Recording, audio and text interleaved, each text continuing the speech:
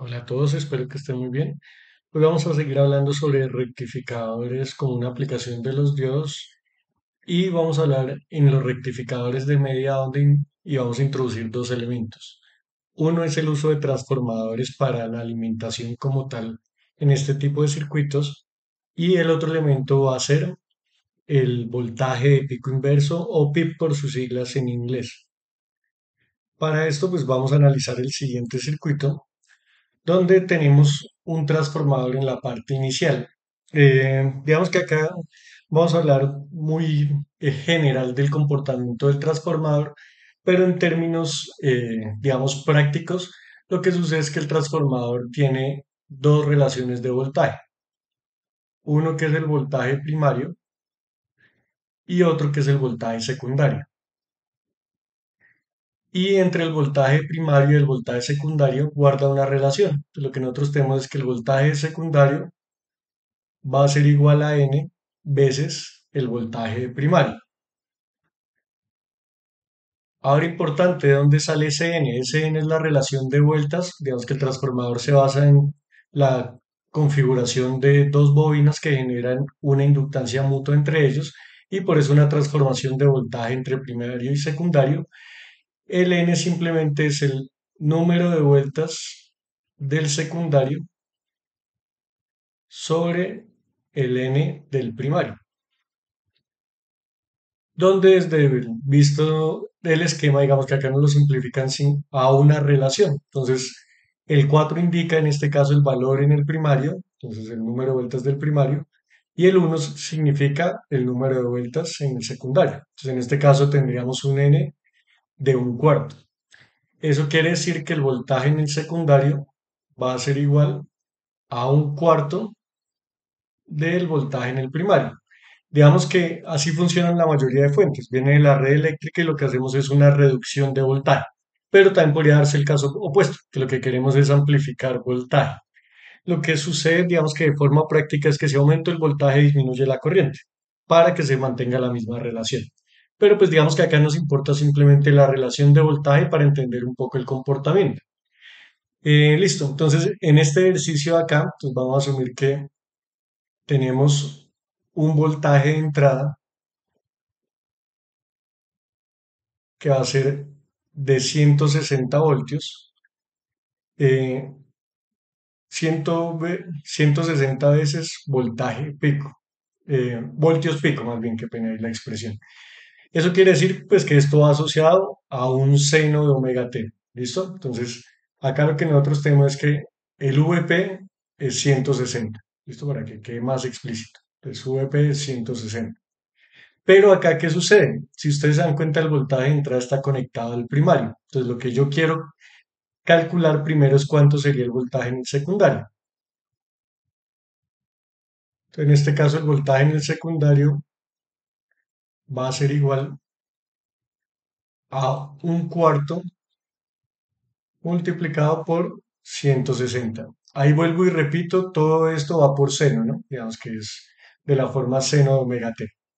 Entonces, acá el voltaje pico en el secundario, ahora acá voltaje pico en el secundario, y este sería el voltaje pico en la entrada, va a ser igual a simplemente 160 sobre 4, que sería 40 voltios. ¿Listo? Y pues son 40 voltios pico para nuestra señal seno omega t. Si ustedes se dan cuenta, pues lo que sucede es que acá lo que yo estoy generando es el circuito de una fuente de diodo y la resistencia, que básicamente es lo que nosotros conocemos como un rectificador. Entonces vamos a asumir que la resistencia es de un K. Vamos a asumir que el diodo es de silicio. Pues recuerden que el diodo sea de silicio indica que su voltaje de barrera o de activación es de 0,7 voltios. Listo. Entonces ya tenemos como tal esta relación. Entonces lo que nosotros vamos a tener que hacer es analizar el circuito desde el secundario. La primera parte simplemente era para calcular cuánto es el voltaje que nos está llegando al secundario. ¿Listo? Eh, en términos prácticos, entonces, acá digamos que es voltaje pico del primario, para que sea más explícito. Ahora acá lo que vamos a hacer es que a través del análisis gráfico, pues vamos a identificar el comportamiento del diodo. Pero acá vamos a hacer dos cosas. Uno, identificar el voltaje de salida y otro, vamos a identificar el comportamiento del voltaje en el diodo. En el voltaje en el diodo no le coloco toda polaridad porque lo que sucede es que en un sentido va a tener polaridad positiva y en el otro va a tener polaridad negativa. Entonces, pues lo vamos a dejar para el análisis. Listo. Entonces, en el primer caso, pues viene de esta forma. Este VP ya lo vamos a asociar al voltaje en el secundario, ¿listo? Entonces, voltaje en el secundario va a ser 40 voltios. Y lo que vamos a hacer es que cuando está en el ciclo positivo, ahora sí voy, me remito acá al diodo, pues lo que va a suceder es que acá hay más voltaje con respecto a este punto. Eso quiere decir que el diodo está en directo. Entonces, en el primer semiciclo, entonces llamo acá semiciclo positivo, lo que nosotros tenemos es que el diodo está en directo. Como el diodo está en directo, pues lo que vamos a hacer es la ley de voltajes en ese caso. Entonces, pues vamos a hacer ley de voltajes de Kirchhoff, que en este caso lo que tendríamos que sería menos voltaje en el secundario más voltaje en el diodo más el voltaje de salida. Y esto va a ser igual, entonces, a cero, ¿no? De acá, pues lo que vamos a despejar nosotros es el voltaje de salida. Entonces, de acá seguimos, voltaje de salida. Y ya ahorita calculamos el voltaje de diodo. Bueno, realmente ese es directo para la primera parte. Entonces, voltaje de salida lo que vamos a tener es que va a ser voltaje en el secundario, al pasarlo al otro lado, menos voltaje en el diodo. Ya escribiendo la ecuación completa, recuerde que acá hemos simplemente hablado de los valores pico. Pues digamos que el voltaje en el secundario va a ser 40 seno de omega t, digamos, ya al escribirlo completamente. Y menos la caída en el diodo, entonces menos 0,7 voltios. Entonces simplemente la salida pues va a ser el voltaje que hay en el secundario con una pequeña caída que es los 0,7 voltios que cae en el diodo. El voltaje en el diodo cuando está en directo es un voltaje entre comillas constante. Digamos que en la realidad esto puede variar levemente, pero pues se mantiene con un valor promedio de 0,7 voltios. Entonces, el voltaje del diodo va a ser 0,7 para el semiciclo positivo. Luego lo siguiente que vamos a evaluar es qué pasa en el semiciclo negativo. Entonces, ahora pasamos a evaluar qué pasa en el semiciclo negativo. Entonces, acá voy a copiar el circuito de arriba para pues seguir el análisis acá en esta parte. Entonces, en el semiciclo negativo, pues lo que tengo es que ahora la fuente tiene más voltaje en la parte inferior, referido pues al secundario, que es la parte que nos interesa, y menos voltaje en la parte superior, más voltaje en la parte inferior. Entonces, en el diodo pues va a pasar lo mismo, va a haber menos voltaje a la izquierda, más voltaje a la derecha. Entonces, en este semiciclo, el diodo está en inverso. Eso para la salida, que digamos que es lo que vimos en los videos anteriores, pues lo que va a suceder es que la corriente del diodo es aproximadamente 0 amperios, por ende el voltaje de salida sería resistencia por corriente, corriente cero, entonces va a ser igual a 0 voltios, que es lo que vemos acá en la gráfica, ¿no?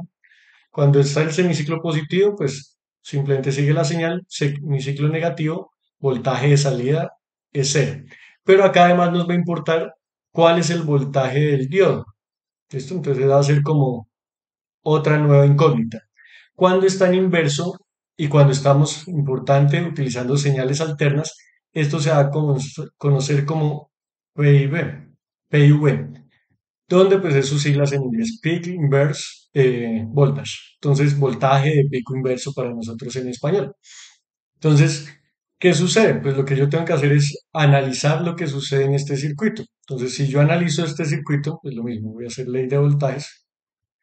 Entonces, pues va a ser más el voltaje de secundario menos el voltaje de diodo más el voltaje de salida es igual a cero. Pero nosotros acabamos de decir que el voltaje de salida es igual a cero, ¿no? Entonces, simplemente esta ecuación me va a quedar que el voltaje de diodo es igual al voltaje en el secundario. ¿Listo? Teniendo en cuenta que el voltaje de salida es igual a cero. Entonces va a ser igual, en este caso específico, a 40 seno de omega t. Pero acá de la definición que yo les hablaba del P y V, básicamente, como hablamos es del voltaje pico, pues nos va a importar el valor pico de esta señal. Entonces, esto va a ser lo que se conoce como P y V. ¿Listo? Simplemente el valor pico de la señal del secundario cuando estamos utilizando el transformador. Este valor es muy importante porque lo que sucede es que cuando hacemos una aplicación real, lo que sucede es que los diodos soportan un voltaje inverso de un valor máximo. Cuando no, comienza a funcionar como un diodo Zener, que pues más adelante veremos que se comporta diferente a las características que tiene este diodo. ¿Listo? Entonces, este valor debe ser inferior a lo que en el datasheet me genera el diodo real. Es más, se sugiere que el PIB teórico, digamos que este es el PIB teórico, debe tener una relación con el PIB del diodo que nosotros compramos. Entonces, el PIB del datasheet, voy a escribir acá, del datasheet, debe ser igual al 120%, o sea, de tener una sobredimensión del 20% del PIB teórico. ¿Listo? Esto es importante ya cuando los llevan a la práctica. Digamos, desde el análisis teórico, pues no importa como tal estos valores, porque pues no lo tenemos. Pero ya cuando lo llevamos a la práctica, pues va a ser necesario identificar como tal este valor para nuestro sistema. En directo, pues él siempre va a tener 0,7 el diodo, pero en inverso, pues va a llegar hasta el pico que nosotros tenemos. Como eso se repite muchas veces, si esto está cerca al valor del datasheet, pues lo que va a suceder es que el diodo se va deteriorando hasta que se queme. Si nosotros le sobredimensionamos con un 20%, el diodo en todo momento va a funcionar de forma correcta. Entonces simplemente el PIV es el valor que tiene que soportar el diodo en inverso. Digamos que cuando era análisis de ese, pues no lo tenía en cuenta, pero pues también pasa. Simplemente iba a ser un valor constante, ese tampoco debería superar los límites que se tienen en el datasheet. ¿Listo? Entonces, en este video aprendimos algunos elementos básicos de transformador, simplemente la relación de voltajes y que también tenemos que tener en cuenta el voltaje de pico inverso en un diodo para que nos funcione de forma correcta ya desde el punto de vista práctico.